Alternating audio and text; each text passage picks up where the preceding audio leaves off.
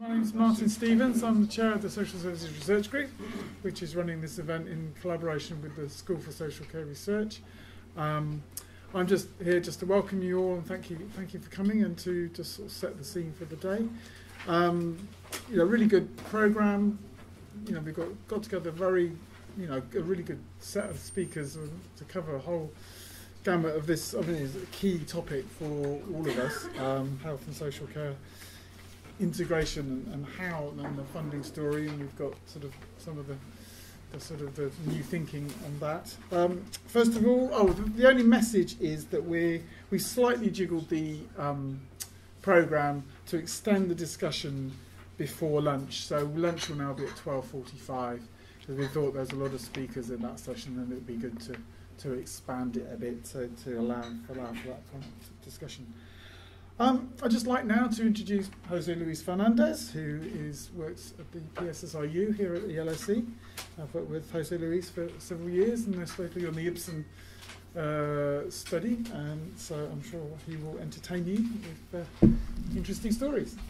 I was never one that I had to be entertaining, so apologies if I disappoint. Without even blinking. So yes, I've been asked, to set or to talk about the context and challenges for the funding of social care and healthcare. I'll be concentrating on social care, but I'll be trying to do that, just setting the context in terms of and the challenges around the funding of social care. And in doing so, I'll talk a little bit about some of the recent trends in local authority social care provision. What can we hypothesize might be some of the implications of those trends in terms of well-being and more broadly speaking, the welfare system and the other allied systems such as the healthcare system, and then talk a little bit about some of the debate at the moment in terms of the funding and integration of services.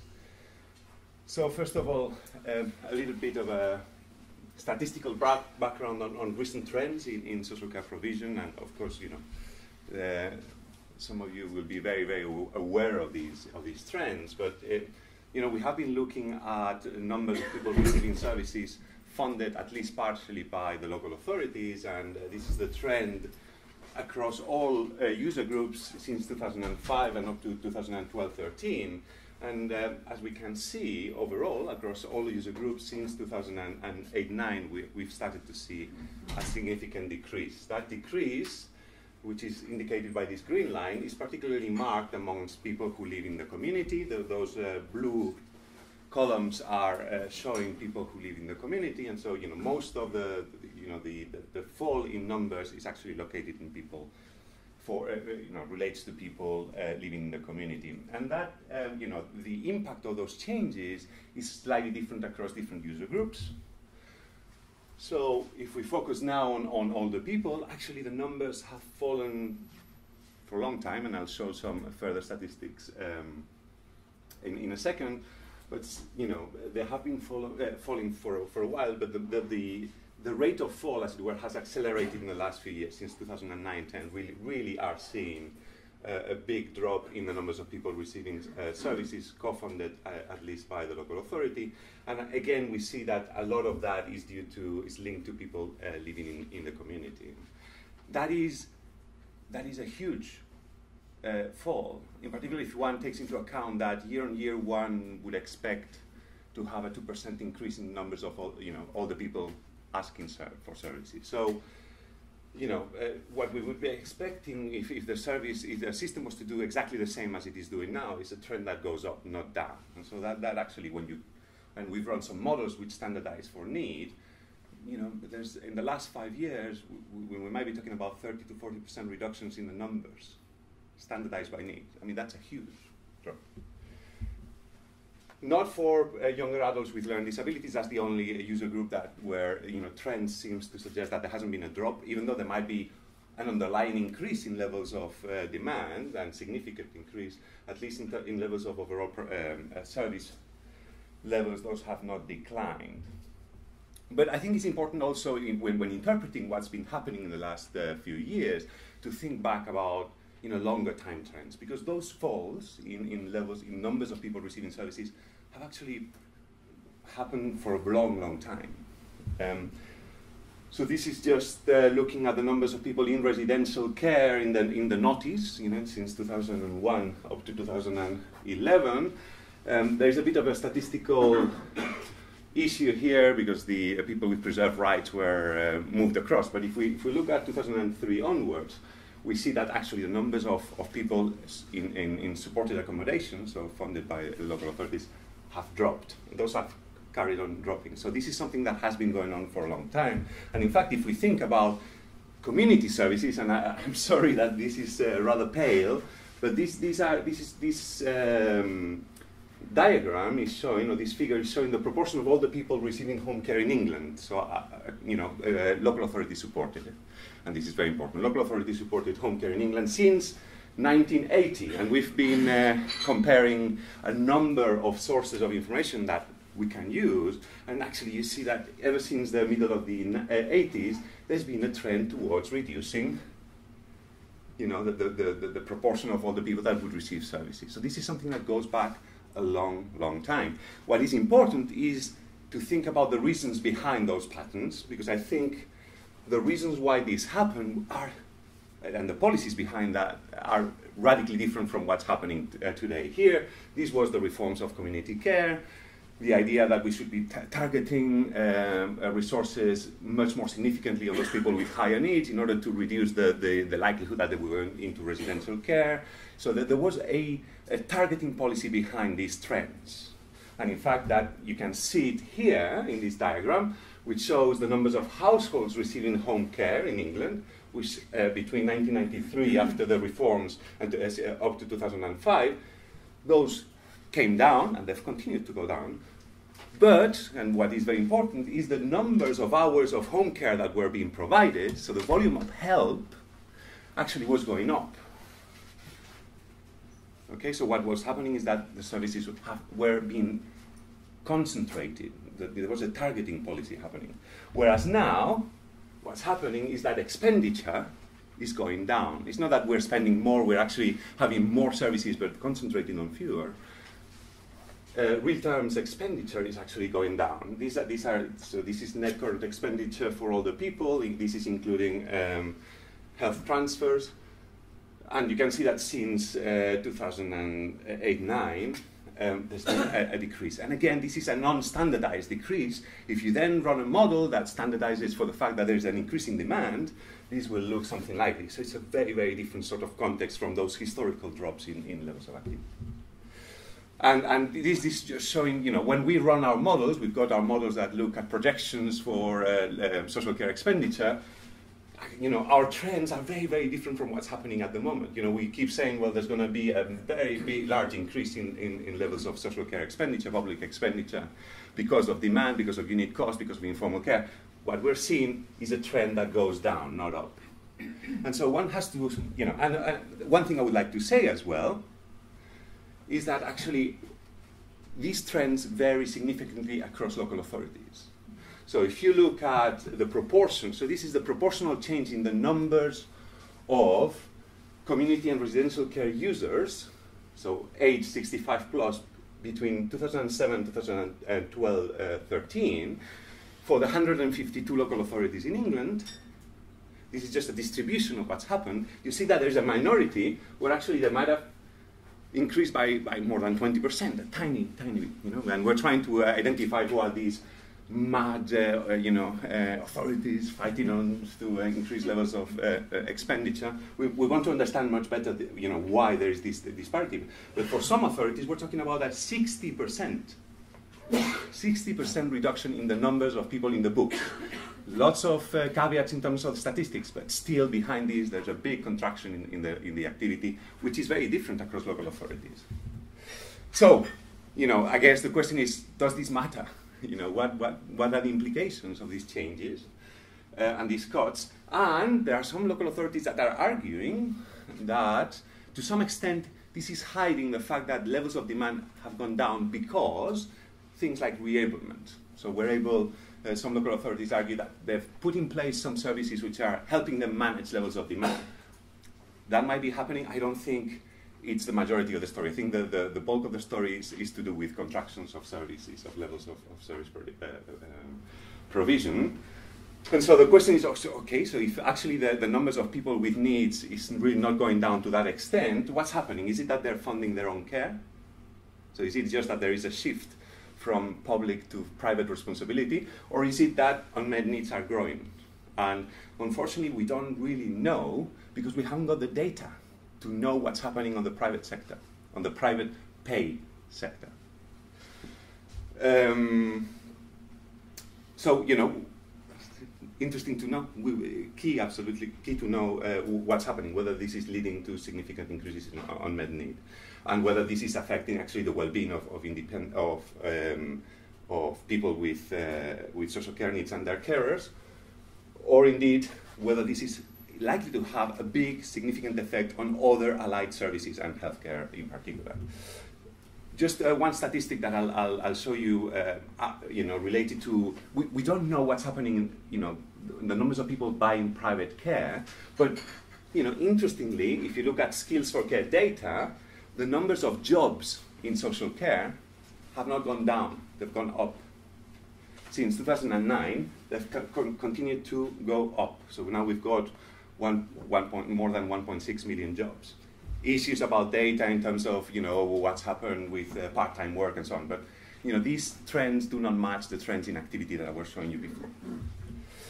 So if really there's a shortfall in the resources that local authorities have got at their disposal, and that's been passed on in terms of reduced activity, well, where can we get new resources from? And of course, there's a lot of interest on the Better Care Fund.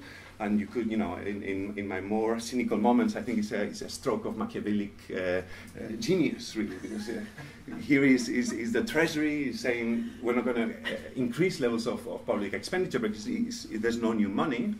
We're just propping up. So we can say that health, we're not reducing healthcare expenditure. That's still a commitment that we're able to stick by. But that's basically propping up the social care system. And in a roundabout way, it's actually also increasing the level of control over the social care system by subjecting those agreements, those 3.8 billion pounds worth of money, to agreements which need to be overseen by the Health and Wellbeing Board. So that's my more cynical interpretation of it. But obviously, there's a lot of interest in understanding how that new to social care, at least, money is going to be used. And I think there's a lot of uncertainties about how best to use that money. What's the best way in which we can, invest that money in order to generate outcomes for people with needs and also reduce negative outcomes on, for example, the healthcare system. And so, associated with all that, there's a lot of now increased attention and emphasis on the potential for gains through integration, and I guess that's a key element to what we're going to listen to this morning. And of course, it makes a lot of sense, at least theoretically, because it could lead to, if now two systems that are working independently or to some extent independently join up, that might lead to better coordination of activity. It might also importantly align incentives in the sense that longer-term gains in one system that are generated by the other system now become internalized, and therefore there's an alignment of financial incentives. But it's also, I think, important to remember that we heard similar claims of squaring circles in the past, for example, in terms of direct payments, personalization. Some of the original estimates of cost savings of direct payments suggested 30% reduction in expenditures, cost savings because of I think there are some very difficult questions about how best, there are some key empirical questions about how best to achieve that coordination or integration. And there's a question as to whether we want to go wholesale with this or whether we actually want to integrate for particular bits of the system. For example, people with complex needs and therefore that are likely to require combinations of services. And then we need to know who are those people, can we actually identify them? And those are technical questions, empirical questions, which are, I think, still unresolved. But also issues of, concentrating on people for whom preventative interventions might actually work very well, because those are the types of people where those financial or the risk for moral hazard, I think, is most important. So I think I'll leave it there. Those are, some questions that I've got, but I'm sure we'll hear some of the answers in a couple of moments. Thank you very much.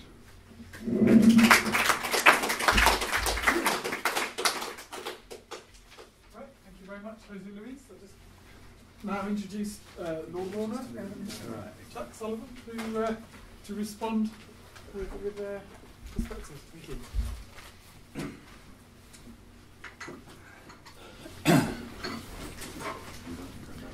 Oh, yes.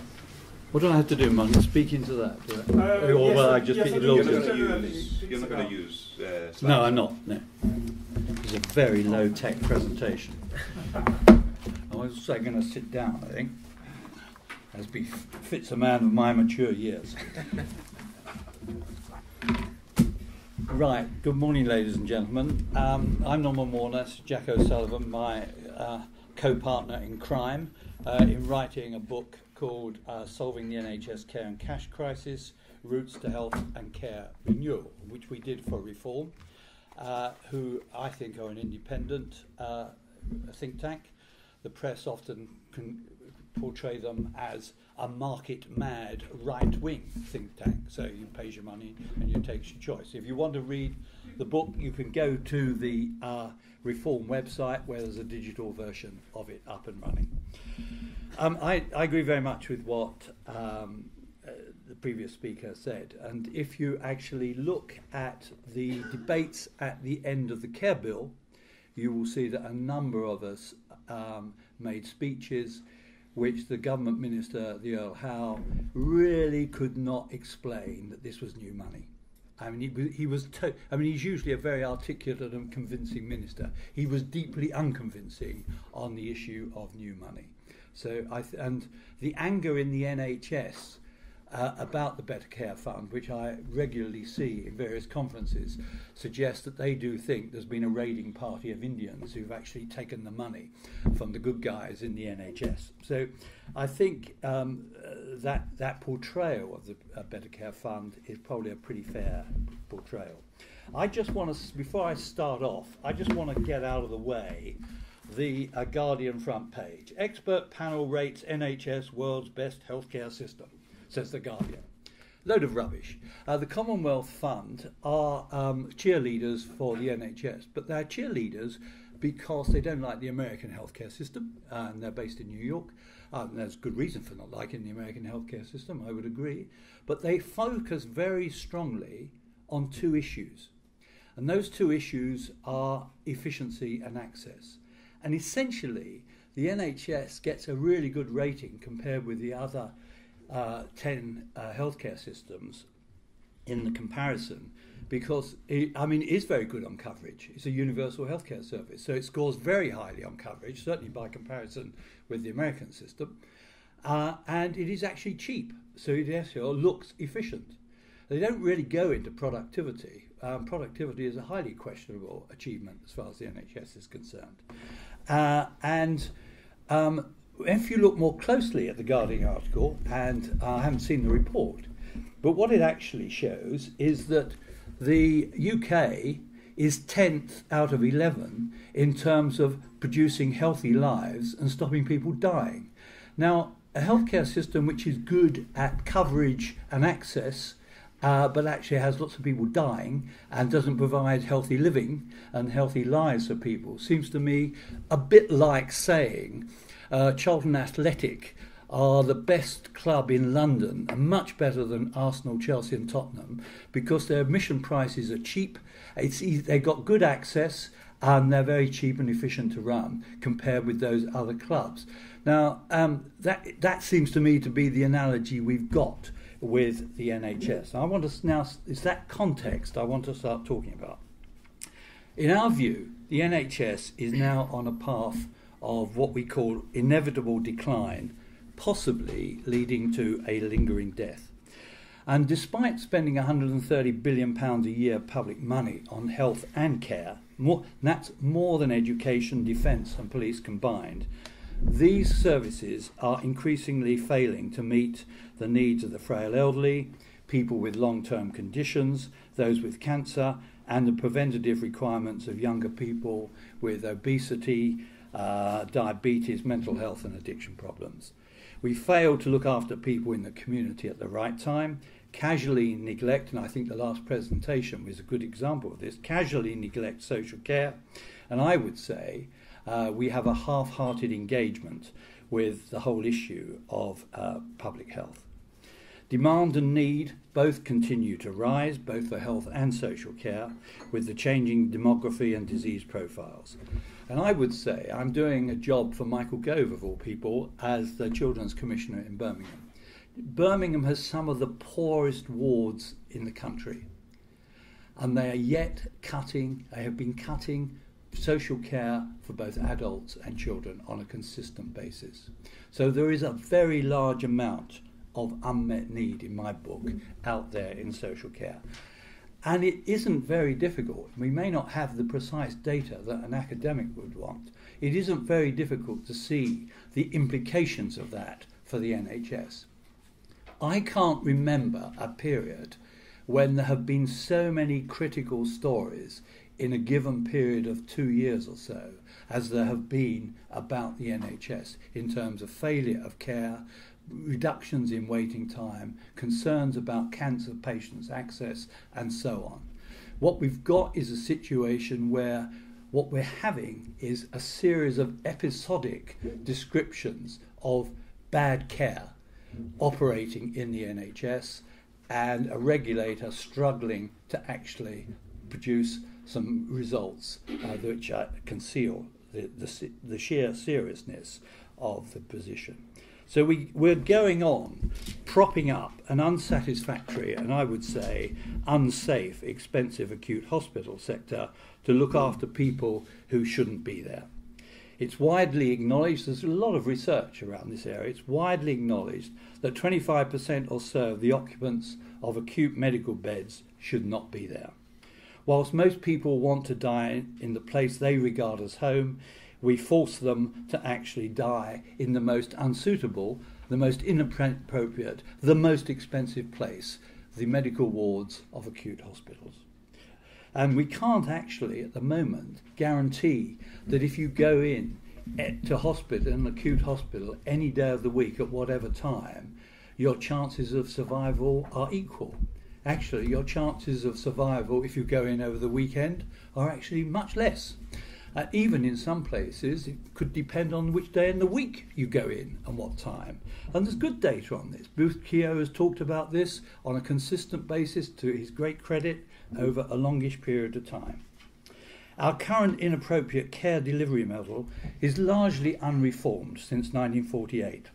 And I would say it inflates NHS costs and limits many people's potential to live longer and healthier lives. Yet we and our politicians go on worshipping at the shrine of an NHS created 65 years ago in very different social circumstances. I'm a great fan of athletics. I'm not a great fan of Olympic opening ceremonies, but I almost threw something at the television screen when I saw Danny Boyle's presentation at the 2012 Olympics.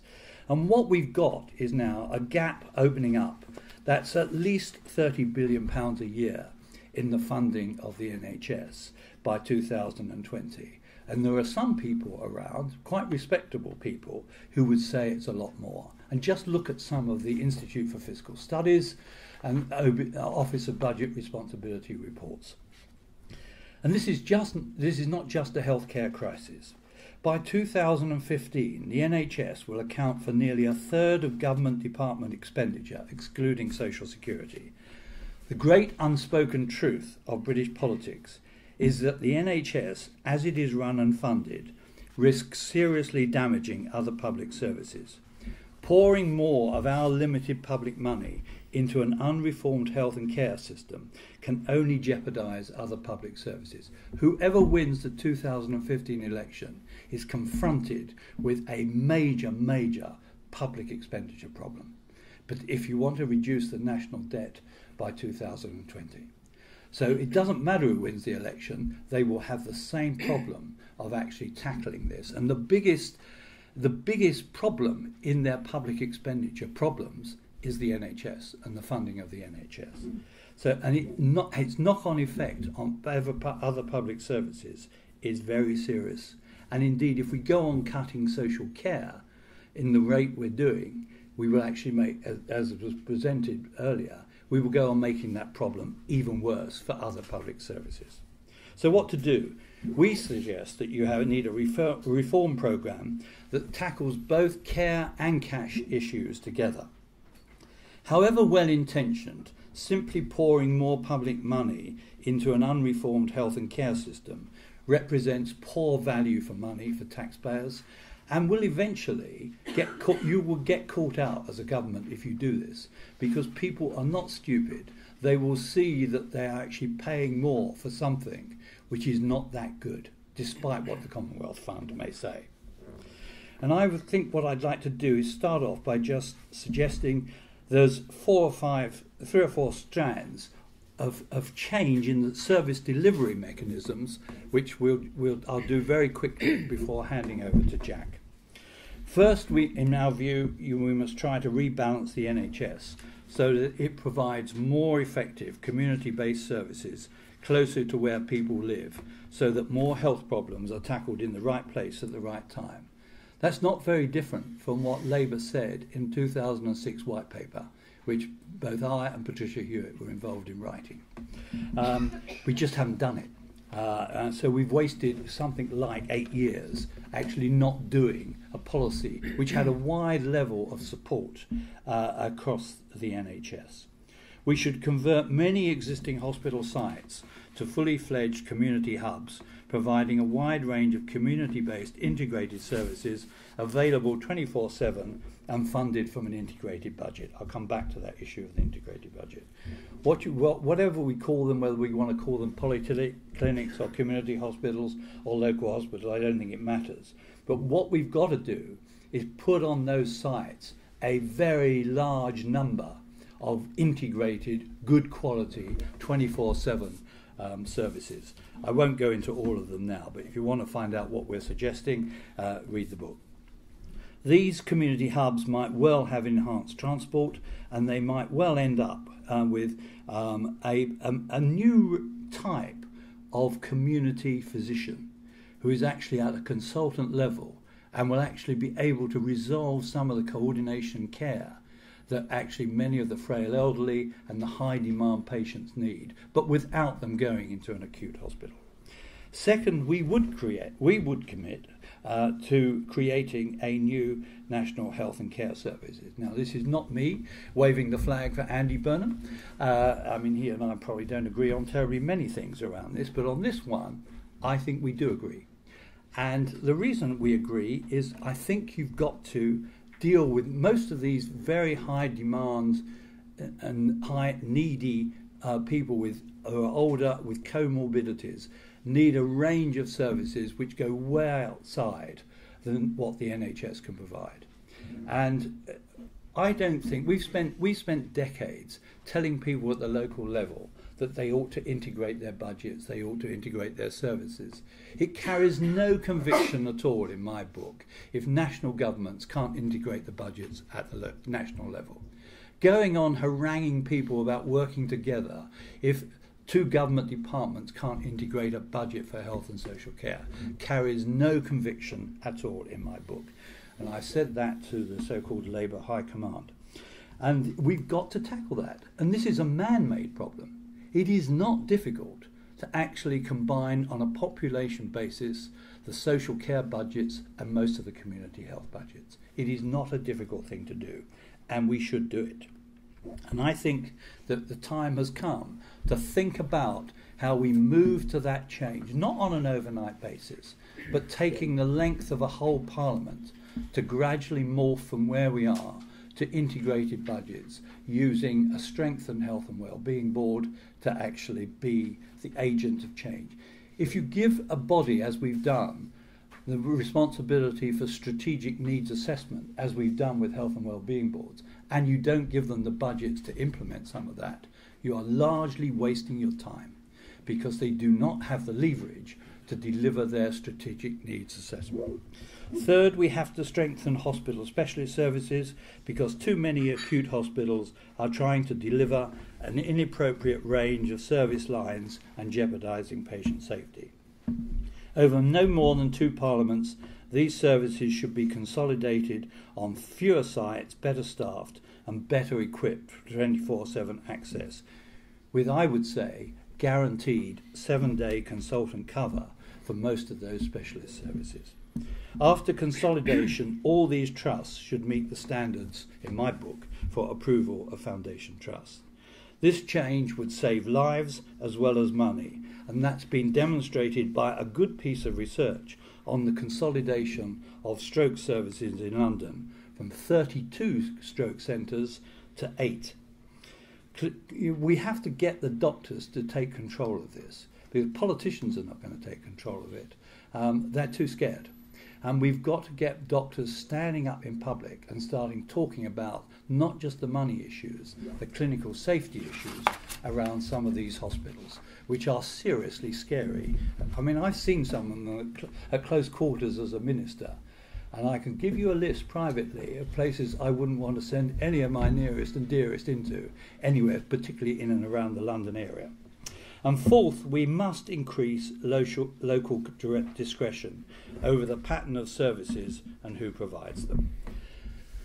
We've talked about local autonomy for God knows how long, and yet we continue. The coalition was going to change Labour's command and control and liberate the NHS. Have they held? They have actually continued with the command and control, which I think we convincingly proved didn't work. And they've just carried on doing it. If you want anything fixed in the NHS, you go to Jeremy Hunt. You don't go to the local level to get things fixed a lot of the time.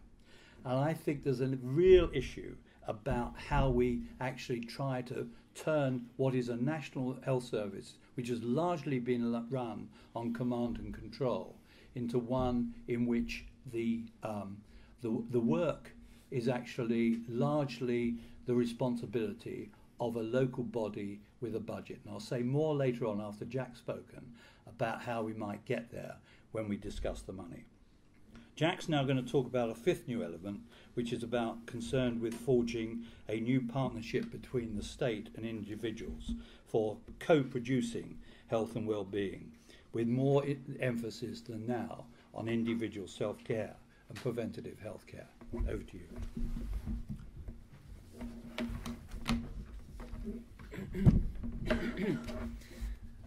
Good morning. Good morning. We would contend that the future of health and social care in the UK really lies with the individual rather than with institutions taking the lead and being in the driving seat. We know this because probably the greatest future potential health gain will come through individual actions in terms of diet, lifestyle, and compliance in managing chronic conditions. I always think it's very ironic, and I studied health economics myself, that in the explosion of health economics and health management, the study largely ignores in its modelling the inputs, outputs, and effectiveness of self-care, which is probably the most productive bit, albeit informal, of the whole system, and they're not actually in it. And arguably individuals will be the more radical innovators in health and in social care than institutions. They have been in the past few decades, many of them consuming information about health, changing their behaviours and lifestyles to optimise their health. And they've been spending a lot of money, of their own money, in the process. It's been a really dynamic source of healthcare change, albeit a source of rising inequity, given that this is a process which is confined largely to the well-off and the better educated. As in the information and energy industries, health has seen a blurring of the line between production and consumption.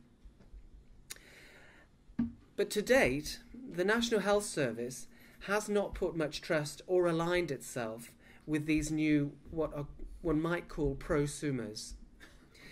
Instead, we've spent more than 20 years hoping that various forms of professional commissioning might shake up care models, shifting them from a provider to a user or consumer focus. But this approach hasn't made a whole lot of difference. Providers continue to run the show, and the latest manifestation of this style of management change, the Lansley reforms, haven't solved a great deal. They haven't changed a great deal. But what we'd like to see is if the NHS could align itself properly with this cultural shift that's been going on for 20 or 30 years, aligning itself with individuals taking this responsibility, we could actually get 60 million change agents pushing for innovation around health, instead of an NHS that remains very slow to shift, and where there are few rewards for improvement inside the system. We think individuals will be important for two financial reasons as well. First of all, a care model that reduces dependence on highly paid professionals and expensive infrastructure is inevitably better value for money. So as Norman has explained, that's where we have to go in this period of austerity. Care models focused in the community around the individual rather than in the hospital, so achieving better value for money, plus, and this is really important, healthier and longer lives. Secondly, if you think about funding, aligning the system with the individual could be really vital for sorting out the funding problem. Norman's going to talk about the weakness of the tax base to keep the NHS going, and setting out our ideas on how to strengthen the tax base for health and social care. Now, if you think about all this private spending on health, lifestyles and exercise, and also what people say about taxation, which is the thing they most want taxation to go on is health, then if we link taxation closer to health, closer to individuals and their consumption of healthcare, we can strengthen the tax base. We can solve this problem. We can shave some costs off as well, and we can protect the NHS and social care system in the next Parliament. Norman's going to talk more about the specifics of how we link the funding system better to individuals. But that's the principle. So for all of these reasons, we're looking for a radical new partnership between the individual and the health and social care system. A partnership that actually individuals are already making, often with institutions outside the formal healthcare system. We want to build a new national health and care service that Norman's talked about, whose daily challenge is not what it can do to you, but what it can do with you. So it would be for co-producing health and well-being, with more emphasis than now on individual self-care and ill health prevention. Now, this vision will be familiar to many people in this room who are focused on social care, because personal social services with personal budgets and direct payments are far ahead of the NHS in terms of partnership. The NHS really has something to learn from the social care system about how to leverage the best combination of what the state can offer with what the individual, their families and friends can bring to the table. It is an approach which takes us into a controversial arena of personal budgets in the NHS and their capacity to create disruptive innovation, which Norman will take up. although I think I really want you to understand that what we're very conscious of the issue of equity and equality in the world that we're working on. These are very important values that I think probably everybody in this room holds. But I'm not sure that the service we deliver actually addresses that properly at the moment. I'll come on to that in a minute. Anyway, when we launched our report in April, a great deal of attention was given to our proposal that every citizen should gain membership of the new National Health and Care Service. So what's the purpose of membership? Because everybody says, well, I'm already a member of the NHS. Why do I have to become a member? It's really to create a new relationship between the NHCS and the citizen. Because what we want to do is to end a service which is very often episodic, typically episodic. You know, just think about when you went to your GP about anything. When did they ever ask you, and how's it going with the last thing that you came to me with?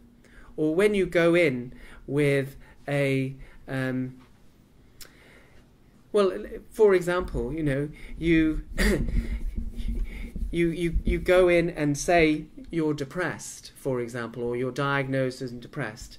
How continuous is your care going to be? Are you actually going to get anything except a prescription for antidepressants? How often are you going to be prescribed access to counselling, which doesn't actually exist? And will your GP actually chase that for you? Will they make it happen? Where is the continuity of care? We want to end that episodic process, which is so bad, and that fragmented service, which is characterised in the care particularly of the frail elderly, those with chronic conditions or mental health problems, and those developing obesity and lifestyle-related illnesses. It's a big area. Now, we proposed a fee for membership, which is what grabbed the headlines. The proposal was a £10 a month payment for non-exempted citizens. There would be lots of exemptions to be collected with the council tax. Okay, so it wasn't a £10 to go and see your GP. It's not a co-payment. It's not, doesn't challenge the principles of free at the point of delivery. It's a new source of tax revenue. It's a tax, but it's a tax shaped in a particular way. We need better sources of taxation. But it's got a lot of virtues. It's local, and it's democratically accountable at that level. And it may help to get people more engaged with how we must transform the NHS along the lines that Norman has explained. Shifting resources into merged health and social care services, delivered from revamped community hospitals, open 24/7, and supported by consolidated GP practices. We really need people to understand that that's where the politics should be, in that area.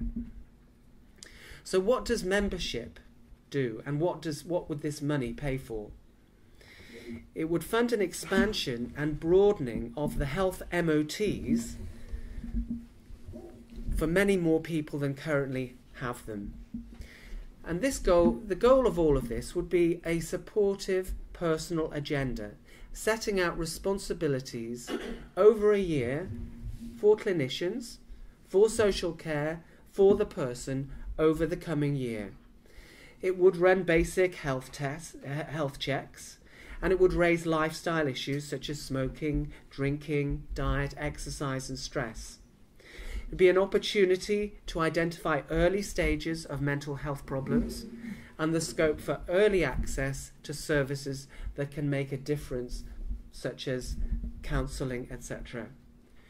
Could also focus on the management of chronic conditions such as diabetes and heart disease, and provide more support to those who are carers.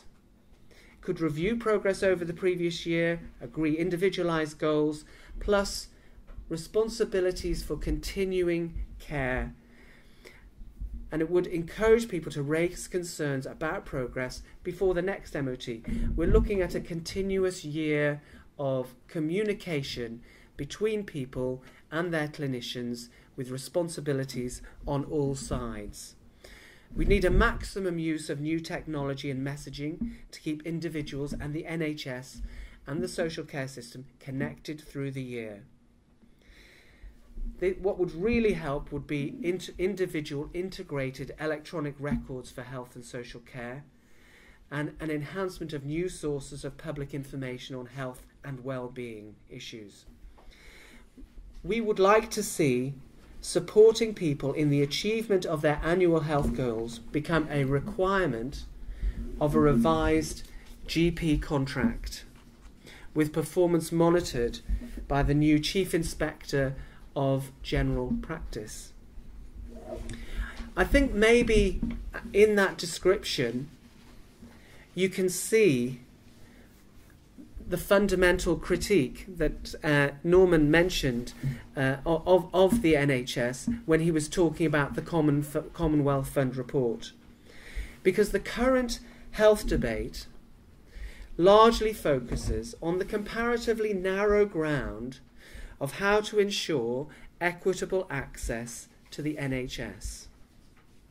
But for us, a much bigger issue which these changes begin to tackle is how do we support more equitable access to a longer and healthier life?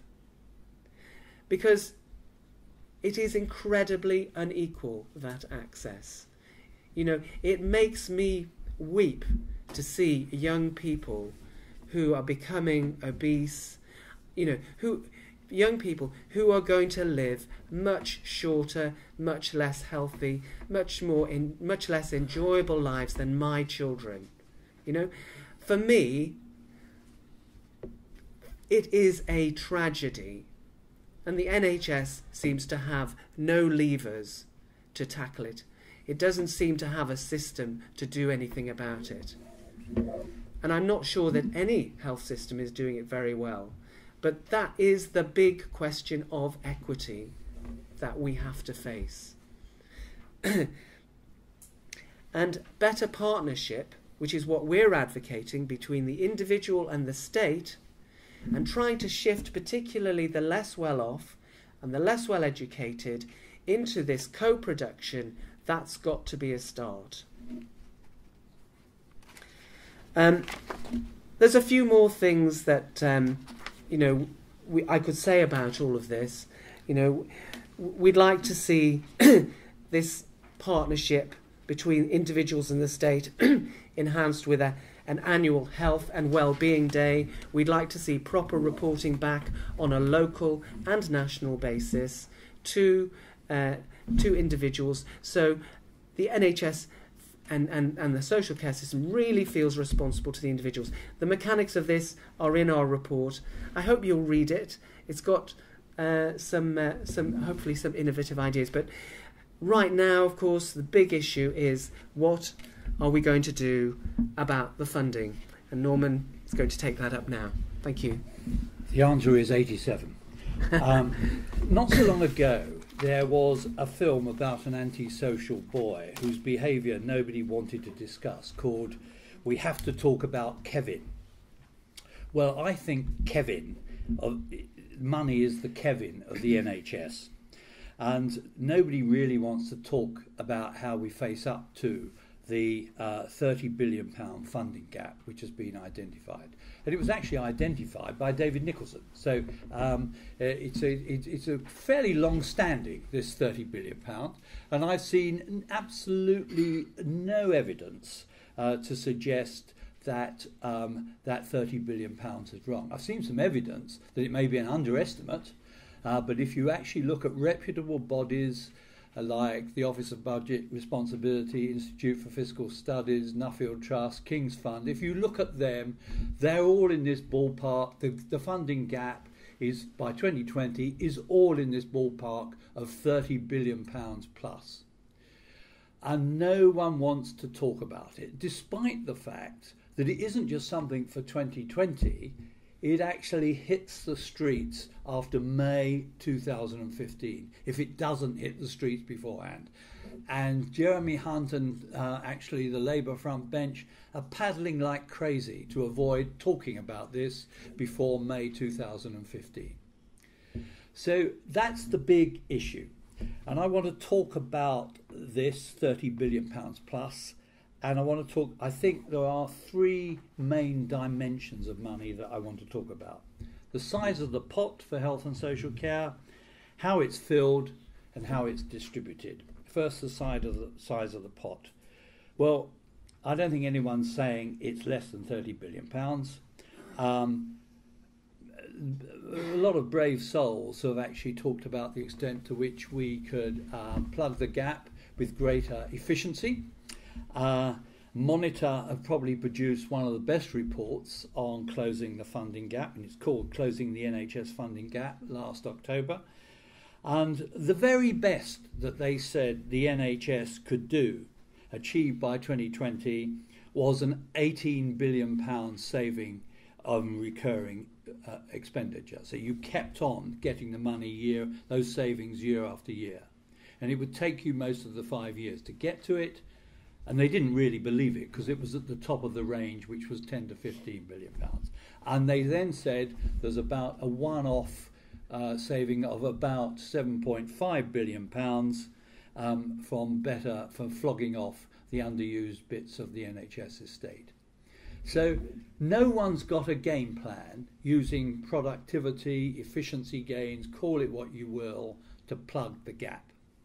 And if you look at the NHS's record on productivity improvements through QUIP, you wouldn't want to bet the farm that the NHS could deliver the levels of productivity and efficiency savings that would get you anywhere near the 30 billion, and there would be doubts about whether they would get you to the Monitor figures. And in that 18 billion, I think from memory, Monitor suggested that integration might produce about 4 billion.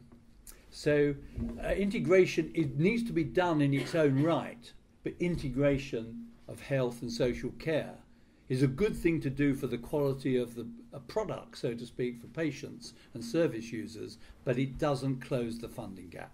And it would have some startup costs to get from A to B. So I wouldn't bet the farm on integration either, as for closing the funding gap. So somewhere along the way, we've got to find something of the order of 30 billion, and probably somewhere along the way, we've got to use the efficiency gains that we could make to provide some kind of service transition fund to get you to a new service delivery model. So there's a recurring gap of expenditure in today's prices of at least £30 billion. So how do we fill that pot?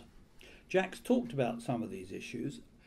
We've relied since 1948 for NHS funding from general taxation. And a big chunk of that general taxation has been income tax and national insurance tax. But an equally big tax has been other things like duties of one kind or another.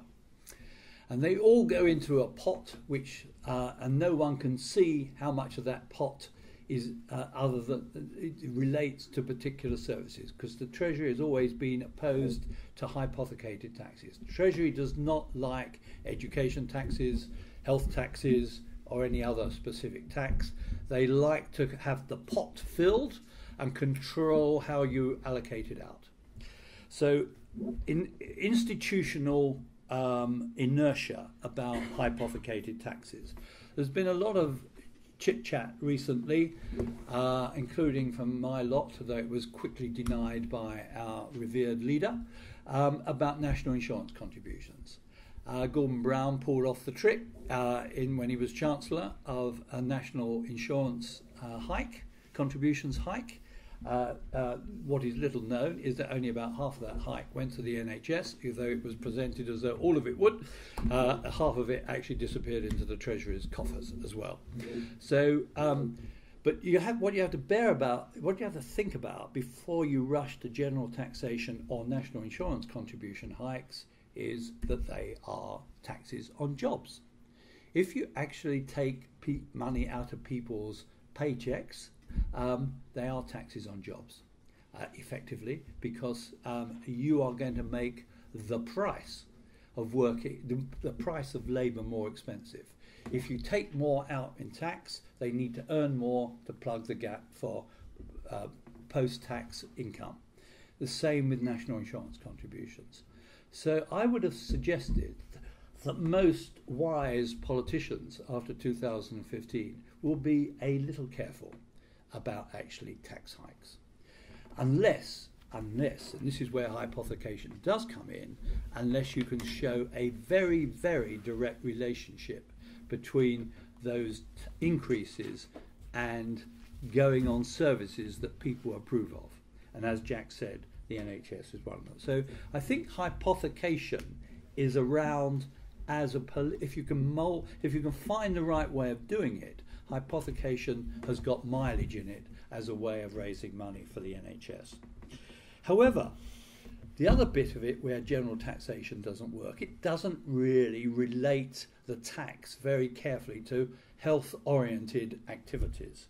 Things which do that better are duties on tobacco, taxes on alcohol, I would say taxes on betting and gambling, and I think there is a growing interest in the whole idea with the obesity crisis in new taxes on unhealthy foods. Mayor Bloomberg did that in New York with, there was a bit of a row, there wasn't a great row. So there are examples where people have put taxes on unhealthy foods. And we suggest in our report that this is territory to start to be, we want some academics to start looking at this. And these taxes, these sin taxes, tend to be rather more buoyant than income tax and national insurance contributions. It is easier to hike up some of these taxes than it is direct taxation. So they look to us to have mileage. However, when you look at our book, you will see that there is a limit on how much that can produce. At the moment, for example, alcohol and tobacco duty produces, give or take, about £20 billion a year. Now, what we are suggesting is that you couldn't get more than about £30 billion a year, but that's quite a lot, out of these kinds of sin taxes. So where else to look? Well, I think where else to look, and this is particularly an issue for social care, is inheritance tax and what the Japanese have done, which is compulsory social insurance in middle age. You start to levy it in middle age. And I think these have got to be looked at. We've got to do something about, I mean, the unmet need graphs that have been shown there is very, very compelling indeed.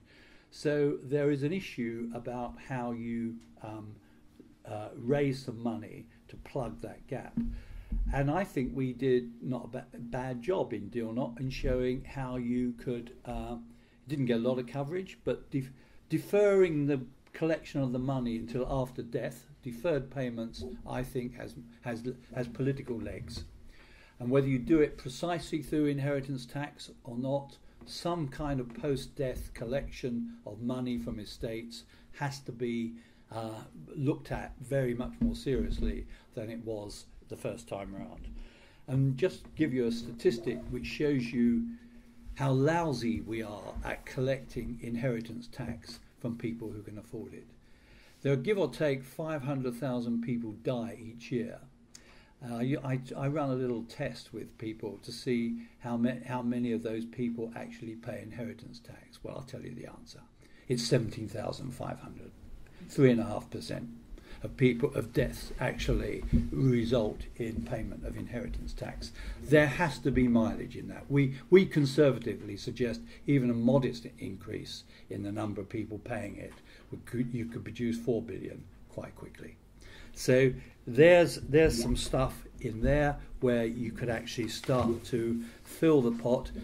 Nothing changes an essential point, which is you are always, if you want a universal coverage free at the point of need, you're still going to have to find a big chunk of the NHS budget from general taxation. You can't, that's no escaping that.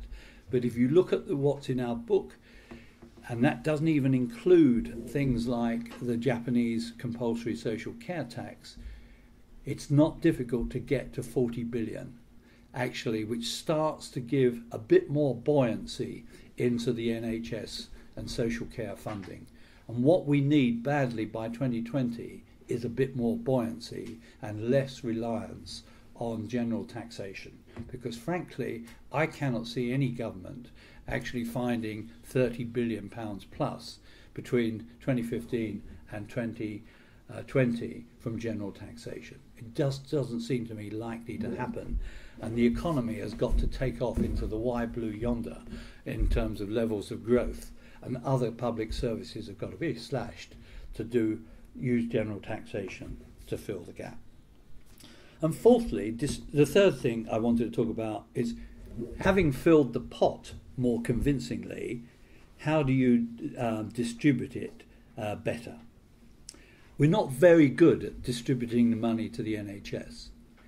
We, and I own up to this, we created what has turned out to be a poison chalice called payment by results, which is an extremely good way of doing what we wanted it to do, which was to increase activity. It's an extremely bad way of actually getting services out into the community, and actually, and I think we all underestimated, those of us who were in political positions then, we totally underestimated the capacity of acute hospital chief executives to use the tariff to actually keep themselves in the style to which they had become accustomed. And so there's a kind of real issue about the tariff. I think it is at least worth asking in the question, if you move to a more localised set of accountabilities, whether you need a national tariff at all. You might need a national tariff for specialised services, with NHS settling that tariff and specialised services in hospital. I think it's highly questionable whether you should actually have a tariff. And I'm not one of those people who favour competition, who think, it's always seemed to me illogical to say we're going to compete on quality. Most other sectors compete on quality and price. And I think one of the things that's bedeviled the NHS is the argument that you can only compete on quality. So, because what we're interested in fact is value. What quality do you get for a given sum of money? So I think there are a set of issues there about the tariff. There is also a set of issues about how you really want to incentivise integrated health and social care on a community basis. I think there is still a lot to be said for trying to get those sets of services outside the specialist hospital services onto a weighted population basis, so a local community gets their chunk of money for their social care, their community health services, probably their primary care and their public health. They need to be a reasonable size for risk pooling those areas, probably a million people upwards. Could do it for 500,000, but it's that sort of scale. There's no reason why you can't have a mix of clinical commissioning groups and health and wellbeing boards doing that function. And I would say that there's been too much crooked swinging around in resource allocations to CCGs and PCTs. We need to actually have that kind of weighted capitation on a population basis settled by some independent body, but within a financial envelope set politically by ministers accountable to Parliament. There's been my lot and the other lot are just as guilty of each other of actually playing ducks and drakes with the resource allocation systems. There is no unguilty elected politician across the political spectrum in that area, and actually we need to be much fairer much more transparent about that allocation. And the third thing I want to do is really just say a few words about what Jack raised. And that's is another bit of heresy, personal budgets. Well, we just tinker at the edges in the NHS on personal budgets. I think it's going to be expanded a little bit, but we're extremely nervous about disrupting the even tenor of the life of incumbent providers of service. We need to be much more radical about that, and we need to start really thinking about how we use personal budgets and individuals and their families as disruptive innovators. And I would start to see big chunks of budget needing to be top sliced and given to people. And I don't mean given to people whose behaviour is then controlled by a set of health professionals. I mean given to people to actually research their own needs and with their family, and actually they and their carers designing the service patterns around them and actually being given the resources to do it. And don't say it can't be done, because some of us were doing it in the 1980s and the early 90s with care managers, with budgets, working with people. And these were not care managers who were died in the war professionals. These were care managers who'd been trained and recruited, new recruits trained to actually work as care brokers with individuals. It can be done. What it has to do, what it does do, is disrupt this way services are provided. It changes the balance of power, and care managers and budgets in places like Kent and Hertfordshire in the late 80s and 90s actually drove down the use of a residential care. It drove down the use of residential care. You saw some of the targeting effects, but that targeting was done by people helping users of service design service responses which were largely delivered in their own home as an alternative to going into residential care. So we've got track records of doing this. We've just got to get the NHS to change a pattern of behaviour which is heavily professionally incumbent provider dominated. And you won't change the world unless you have some disruptive agents with the power of purchase in their own pockets to do it. Thanks very much. Well,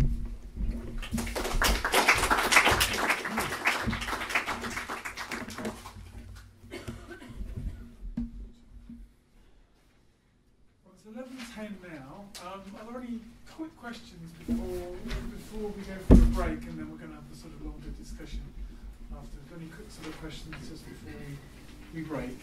Can I ask one question? If a glass of red wine is good for you, would that be exempt from the tax or? Not at all. I'm Stalinist about these things. Booze is booze, and I like red wine. So this is totally objective. This I don't particularly want to pay more for my wine, but I think there's a common good in actually trying to. I mean, alcohol is a serious problem now for the NHS. Liver disease is a major problem. So we need to start taxing the things which actually contribute to the demand on the NHS. Thank you very much for that. That was very interesting, and without spoiling the fun for later, I agree with most of it.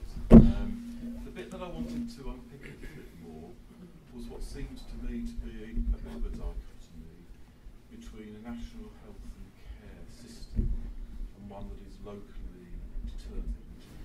And I come from a stable which says the best forms of integrations I've seen have been where local organisations which extend beyond health and care to housing, voluntary, community sector, etc., which you should be referred to, are able to do that kind of planning and working together. Admittedly, it's been very stop-go, partly because of the dissonance between national NHS imperatives and local determination, and a variety of other issues. So there's no doubt that we need to up the pace.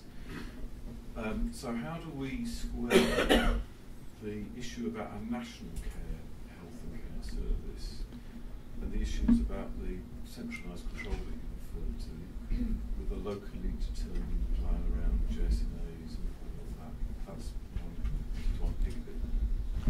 I think that's a very difficult issue. I agree with you. I mean, I think we haven't copped out on this. I mean, what we've tried to do is a staging post.